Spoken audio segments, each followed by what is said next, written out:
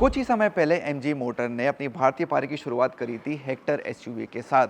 अब 3 सालों के बाद कंपनी बाजार में लाई है इसकी बिल्कुल नई जनरेशन। तो इस कार में क्या नया है वो सब आपको हम आज यहाँ इस वीडियो में बता रहे हैं। लेकिन उससे पहले अगर आपको ये वीडियो पसंद आए तो इसको लाइक करें, इसको शेयर करें, हमारे चैनल को सब्सक्राइब करें और बेल आइकन ज़रूर दबाएं ताकि आपको मिले हमारे सारे वीडियोज़ सबसे पहले।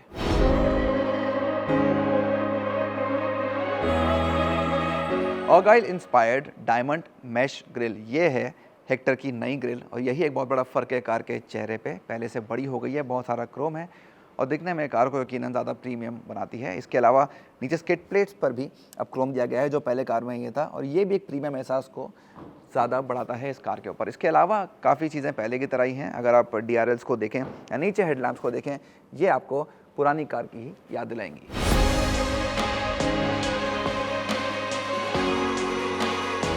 अगर आप साइड से देखते हैं नई हेक्टर को तो मामला तकरीबन पहले की तरह ही है। 18 इंच के अलॉयज़ इसमें आपको अभी भी मिलते हैं। हाँ, इंटरनेट इनसाइड का बैच यहाँ पे लगा होता था, वो अब यहाँ से कंपनी ने हटा दिया है और ये अकेला डुअल टोन ऑप्शन है जो आपको मिलेगा एसयूवी पर। ये है ब्लैक और वाइट डुअल टोन। इसके अलावा 6 कलर ऑप्शंस और हैं, जिनमें से एक ऑप्शन नया है जिसका नाम है ड्यून ब्राउन। पिछले हिस्से को एक नया लुक दिया है कंपनी ने इस नई हेक्टर पे। कनेक्टिंग टेल लैंप्स अब मिलती हैं कार को जो काफ़ी प्रीमियम लगती हैं। इसके अलावा नया बम्पर भी है, उसको रीडिज़ाइन किया गया है और साथ में हेक्टर की जो लेटरिंग है, जो लिखने का तरीका है, वो भी बदल गया है इस नई एसयूवी पर।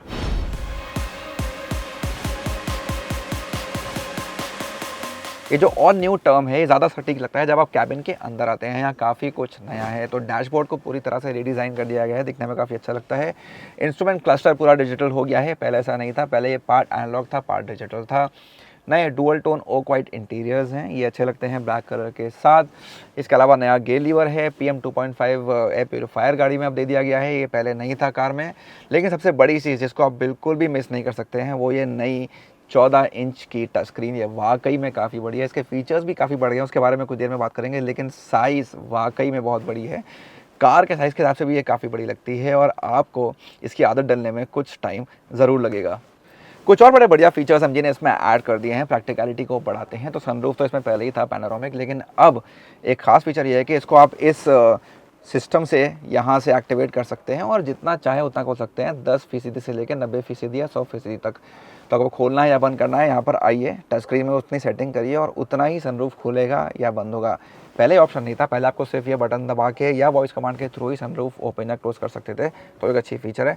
इसके अलावा एम्बिएंट लाइट है, तो इसमें कई सारे कलर्स हैं चुनने के लिए कार में। तो आप टच स्क्रीन के थ्रू तो इसको कर ही सकते हैं, लेकिन साथ में इसको आप वॉइस कमांड्स के थ्रू भी एक्टिवेट कर सकते हैं। तो आप एक वॉइस कमांड देके इसको बोल सकते हैं लाइट ऑफ करना है या लाइट ऑन करना है और कौन सा कलर चुनना है, ये भी आप वॉइस कमांड के थ्रू कार को बता सकते हैं। Hello MG, I'm here.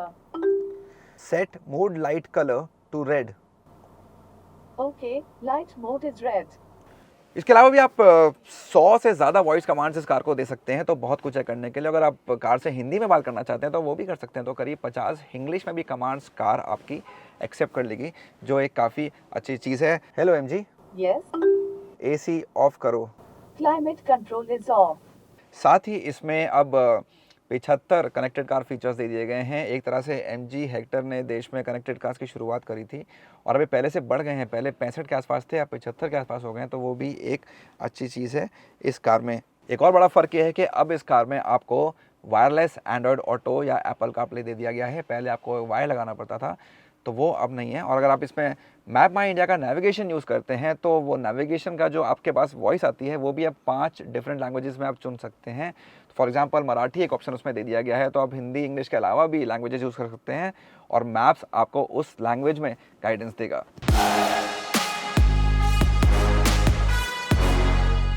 एक बड़ा चेंज जो नई हेक्टर में आया है जिससे कार ज़्यादा सेफ हो गई है वो है ADAS फीचर्स। इस कार में 11 नए advance driver autonomous system features दिए गए हैं।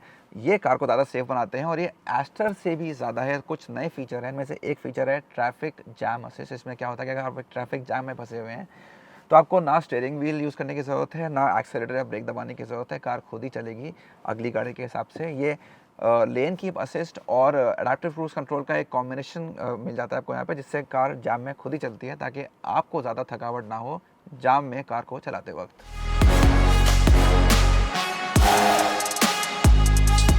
एक और बहुत काम का सेफ्टी फीचर है नई हेक्टर में, ये है ऑटोमेटिक टर्न इंडिकेटर। तो आप कार चला रहे हैं लेकिन आपने इंडिकेटर ऑन नहीं किया है या करना भूल गए हैं तो स्टीयरिंग व्हील मुड़ते साथ ही इंडिकेटर खुद ही ऑन हो जाएंगे। ये बहुत ही काम का फीचर मुझे लगा इस कार में। डिपेंड करता है आप किस स्पीड पर हैं। अगर स्पीड आपकी 40 किलोमीटर प्रति घंटे से कम है तो 120 डिग्री मुड़ने के बाद स्टीयरिंग व्हील को इंडिकेटर ऑन होगा। हाई स्पीड्स पे जब आप हाईवे वगैरह पे चल रहे हैं तो आपकी स्टीयरिंग इतनी ज़्यादा नहीं मुड़ती है, तो कम मुड़ने पर ही करीब 35-40 डिग्री पर ही आपका इंडिकेटर ऑन हो जाएगा।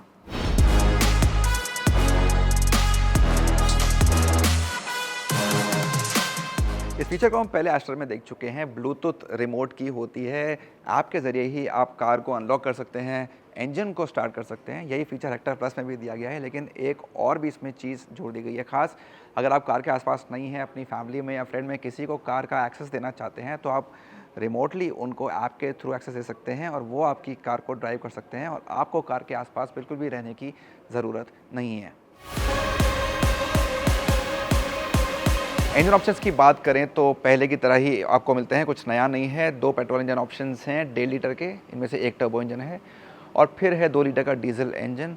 और ये इस पर डिपेंड करता है कि आप कौन सा वेरिएंट या कौन सा इंजन चुनते हैं, तो आपको मैनुअल या ऑटोमेटिक गियर बॉक्स का ऑप्शन भी मिल जाता है।